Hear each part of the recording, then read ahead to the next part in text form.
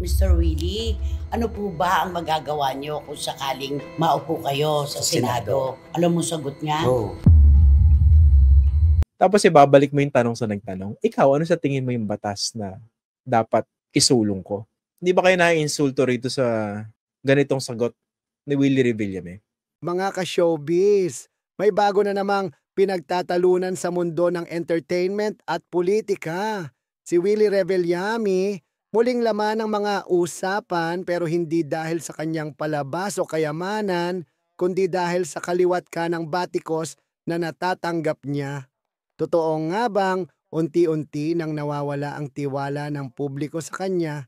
Ano nga ba ang dahilan kung bakit tila mas maraming bumabatikos kaysa sumusuporta sa kanya ngayon? Alamin natin ang buong kwento.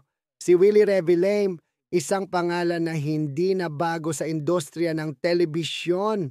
Kilala bilang isang game show host na nagbigay ng saya at pag-asa sa maraming Pilipino.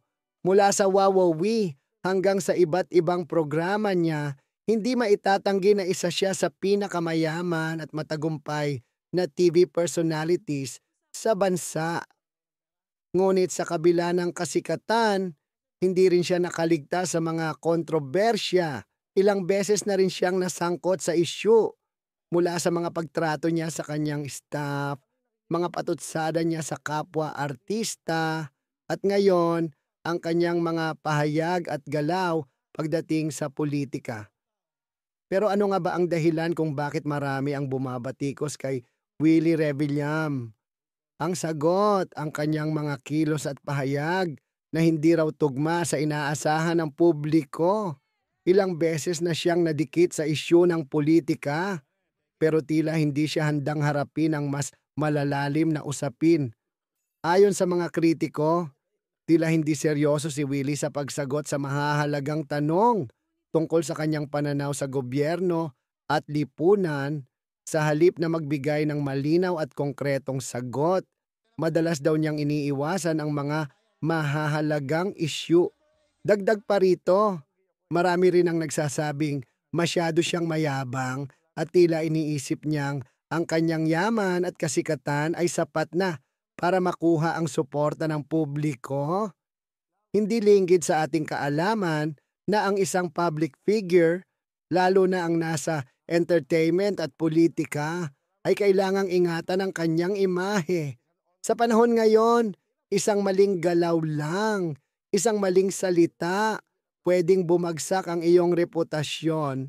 At para kay Willie, mukhang nagiging malaking hadlang na ang negatibong persepsyon ng publiko sa kanyang karera. Mas maraming tao na ngayon ang mas pinapansin ang kanyang mga kontrobersya kaysa sa kanyang mga nagawang kabutihan. Ngunit paano nga ba tinatanggap ni Willie Revillame ang mga batikos na ito? May mga pagkakataong tila hindi siya komportable sa candid interviews. May mga oras ding halata ang kanyang pag-iwas sa ilang mahahalagang tanong na parang may kinatatakutan siyang sabihin. Sa halip na harapin ang mga kritisismo ng may bukas na puso, may mga nagsasabing madalas niyang baliwalain ang mga ito, isang bagay na maaaring lalong nagpapalala sa sitwasyon. Ngunit may pag-asa pa bang makabangon si Kuya Will mula sa lahat ng kontrobersyang ito? Kung nais niyang bumalik sa tiwala ng publiko, kailangan niyang ipakita ang kanyang sincerity. Kailangan niyang patunayan na hindi lang siya isang mayamang TV host, kundi isang taong tunay na may malasakit sa kanyang mga taga-subaybay. Sa panahon ngayon, hindi sapat ang kasikatan at pera para mapanatili ang isang malinis na pangalan.